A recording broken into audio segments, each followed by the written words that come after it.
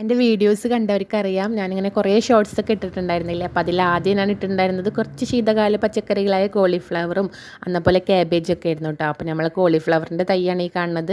നല്ല അടിപൊളിയിൽ വളർന്നിട്ടുണ്ട് കേട്ടോ, നന്നായിട്ട് ഇലയൊക്കെ വന്നിട്ടുണ്ട്. അപ്പോൾ ഞാൻ 2-3 തൈയാണ് കേട്ടോ ഫസ്റ്റ് വാങ്ങിച്ചിട്ടുണ്ടായിരുന്നത്.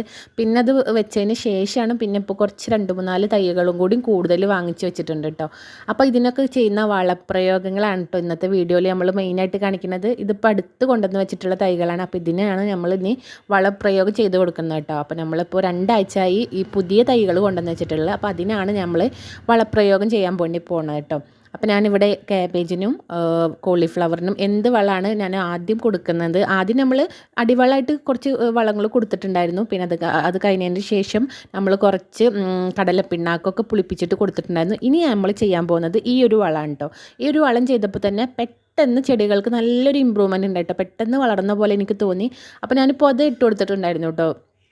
കുറച്ച് വാഴയുടെ ഇല വെച്ചിട്ട് കുറച്ചൊന്ന് ഇട്ട് കൊടുത്തിട്ടുണ്ടായിരുന്നു. അപ്പോൾ ആ വാഴൻ്റെ ഇലയൊക്കെ ഒന്ന് നീക്കി കൊടുത്തിട്ട് മണ്ണൊന്ന് ഇളക്കി മറിക്കണം കേട്ടോ. നമ്മൾ എന്ത് വളപ്രയോഗം ചെയ്യുമ്പോഴും ഫസ്റ്റ് നമ്മൾ മണ്ണിനെ ഒന്ന് ഇളക്കി കൊടുക്കുന്നത് നന്നായിരിക്കും കേട്ടോ. അപ്പോൾ പെട്ടെന്ന് അടിയിലേക്ക് വളം ചെല്ലാൻ ഇത് നന്നായിട്ട് സഹായിക്കും.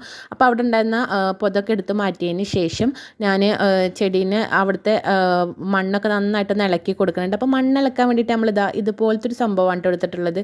ഇങ്ങനൊരു സാധനം നമ്മൾ കൃഷി വീട്ടിലൊക്കെ ചെറുതായിട്ട് കൃഷി ചെയ്യുന്നവർക്ക് ഇങ്ങനൊരു സാധനം ഭയങ്കര യൂസ്ഫുൾ ആവും കേട്ടോ. നമ്മൾക്ക് മണ്ണിൻ്റെ കടക്കൊന്ന് ഇളക്കാൻ വേണ്ടിയിട്ട് കൈവച്ച് ഇളക്കണേക്കാളും നന്നായിട്ട് ഇത് നന്നായിട്ട് ഇളകി കിട്ടും.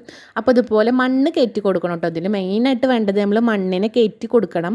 നമുക്ക് ആ ടൂള് വെച്ചിട്ട് കട ഒന്ന് ഇളക്കി കൊടുക്കാം. അപ്പോൾ ഇങ്ങനെ ഇളക്കി വരുന്ന ആ മണ്ണില്ല, അത് നമുക്ക് അതിൻ്റെ കടക്കൽക്ക് തന്നെ ഇട്ട് കൊടുക്കാം കേട്ടോ. എന്നിട്ട് അവിടെ ഈ വളം ചെയ്യുന്ന ഭാഗം മാത്രം ഒന്ന് ഇളക്കിയിട്ട് എടുക്കുക, ബാക്കി മണ്ണൊക്കെ ആ കടക്കൽക്ക് തന്നെ കയറ്റി കൊടുക്കുക കേട്ടോ.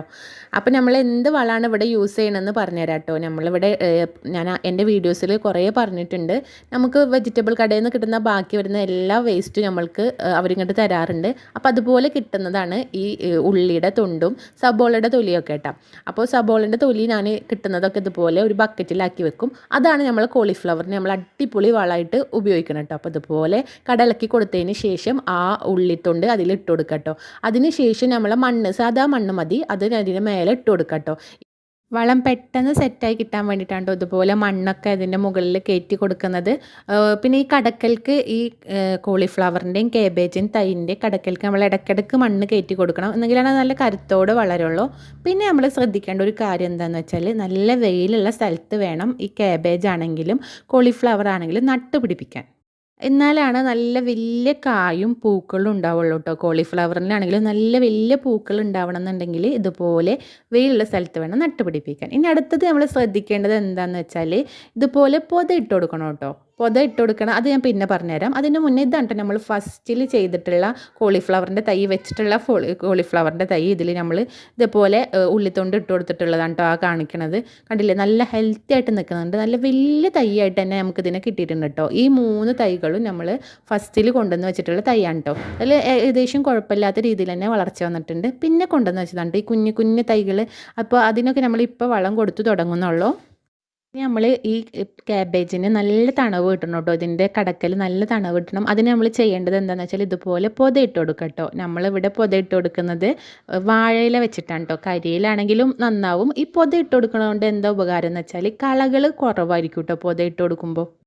ക്യാബേജിനാണെങ്കിലും കോളിഫ്ലവർ ആണെങ്കിലും കടക്കൽ നല്ല തണവ് വേണം കേട്ടോ. ഈ ഡിസംബർ നവംബർ മാസങ്ങളിലാണ് ക്യാബേജും കോളിഫ്ലവറും നട്ടുപിടിപ്പിക്കുക. കാരണം എന്താണെന്ന് വെച്ചാൽ ആ തണുപ്പിലാണ് കേട്ടോ ഇത് കൂടുതൽ വളരുക. അപ്പോൾ ഇതിൻ്റെ കടക്കൽ നല്ല എന്താ പറയുക, തണവ് എപ്പോഴും വേണം, കൂളിംഗ് ആയിട്ടിരിക്കണം. അതുകൊണ്ട് നമ്മൾ പൊതയിട്ട് കൊടുക്കണം കേട്ടോ. അപ്പോൾ എല്ലാവരും വീട്ടിൽ ഇതേപോലെ കൃഷിയൊക്കെ തുടങ്ങുക. നല്ല വിഷമില്ലാത്ത പച്ചക്കറികൾ നമുക്ക് എല്ലാവർക്കും കഴിക്കാൻ 1-2 ഇതുപോലെ പച്ചക്കറികളൊക്കെ നട്ടുപിടിപ്പിക്കുക. നമുക്ക് മനസ്സിനാണെങ്കിലും വളരെ ഒരു പോസിറ്റീവ് എനർജി തരും കേട്ടോ.